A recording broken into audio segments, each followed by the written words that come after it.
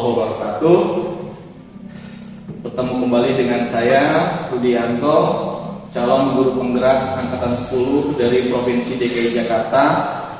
Saat ini saya mengajar di SDN Sukapura 02, dan kali ini saya tidak sendiri. Hari ini saya bersama rekan saya, Ibu Titin Haryani. Beliau adalah rekan saya yang saat ini mengampu di kelas 4. Assalamualaikum Bu Titin, bagaimana kabarnya hari ini? Waalaikumsalam warahmatullahi wabarakatuh. Pak Rudi, alhamdulillah baik-baik saja. Alhamdulillah. Jadi hari ini kita adakan percakapan pra-observasi ya Bu Titin. Sebelum nanti saya akan mengamati jalannya proses pembelajaran yang akan Bu Titin lakukan di dalam kelas, atau sebelum saya melakukan proses supervisi di kelas. Adapun tujuan dilakukan supervisi ini adalah untuk mengetahui dan juga mengevaluasi jalannya proses pembelajaran yang Bu Titin lakukan. Dan kenapa hari ini kita melakukan percakapan pra-observasi? Hal ini dilakukan sebagai persiapan awal sebelum nanti Ibu melakukan kegiatan pembelajaran agar lebih siap dan lebih percaya diri, sehingga memberikan pembelajaran yang terbaik bagi murid-murid Bu Titin. Ada beberapa pertanyaan yang akan saya sampaikan kepada Bu Titin. Yang pertama berkaitan dengan tujuan. Kira-kira apa nih Bu Titin tujuan pembelajaran yang ingin Bu Titin capai berdasarkan rancangan pembelajaran yang telah Ibu buat? Terima kasih Pak Rudi. Jadi saya sudah mempersiapkan modul ajar ya Pak. Dan di dalamnya sudah saya tuliskan tujuan pembelajarannya.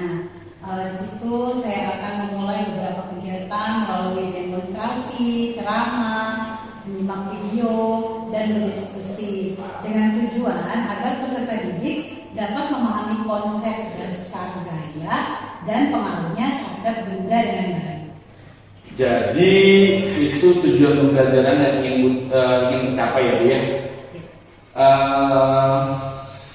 Lalu bagaimana dengan area pengembangan yang ingin Ibu capai atau ingin Ibu lakukan observasi?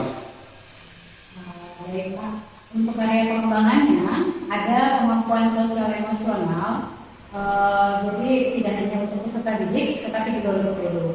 Kemampuan sosial emosional ini terkait dengan kesadaran diri, manajemen diri, kesadaran sosial, dan kemampuan berinteraksi sosial, juga kemampuan untuk mengambil keputusan yang bertanggung jawab. Selain itu, dalam pengelolaan kelas juga saya ingin menjadi lebih baik lagi untuk mewujudkan pembelajaran yang berdiferensiasi secara maksimal.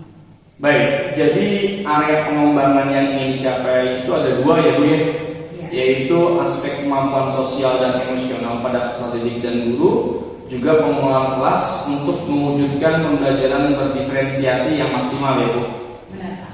Nah, Bu Titin bisa nggak ceritakan sedikit saja bagaimana rancangan pembelajaran yang ingin Ibu terapkan di dalam kelas?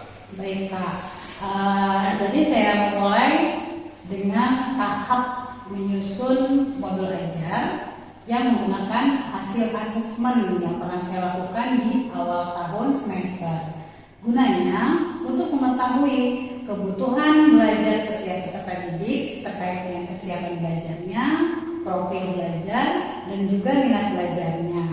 Nah, saya juga menggunakan strategi pembelajaran berdiferensiasi agar dapat memfasilitasi semua kebutuhan peserta didik di dalam kelas. Nah, strategi pembelajaran ini terlihat dalam konten, proses, dan juga produk yang nantinya akan dilakukan dan akan dihasilkan oleh peserta didik.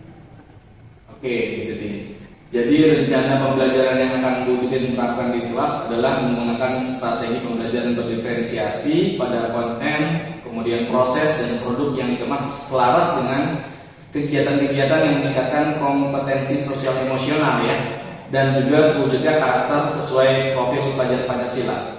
Benar ya Bu Titin ya? Ya, benar. Lalu bagaimana dengan media pembelajaran yang akan Ibu pergunakan di dalam kelas Bu? Jadi karena saya punya peserta didik yang beragam, maka saya menggunakan beragam media juga. Kebetulan di sini saya menggunakan dua, yaitu menggunakan video dan juga menggunakan benda-benda yang ada di sekitar peserta didik yang bisa dijadikan sebagai bahan praktek. Kemudian untuk menunjang agar video yang sudah saya unggah dari YouTube dapat tayang, saya menggunakan proyektor dan juga laptop.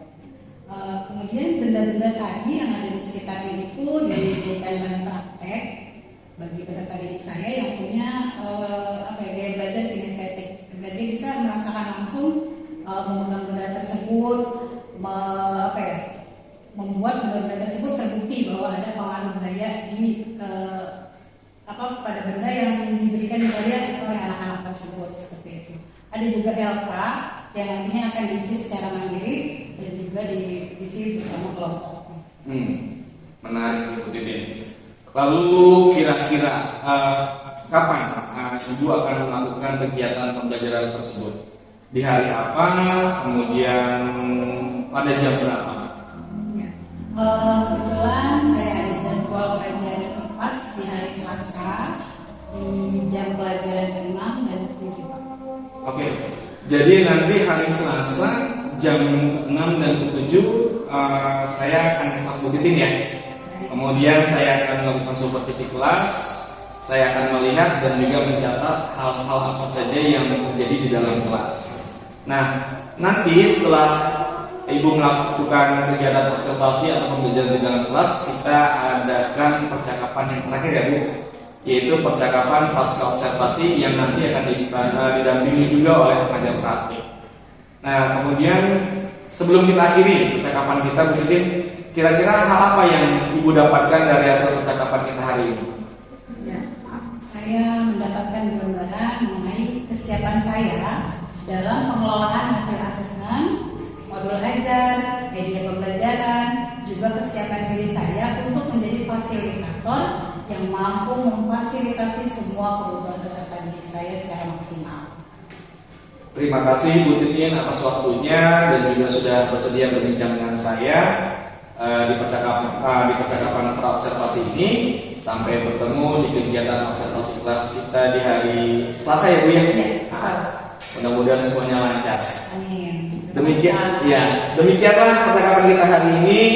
Sampai bertemu di kegiatan observasi kelas dan juga percakapan pasca observasi. Wassalamualaikum warahmatullahi wabarakatuh.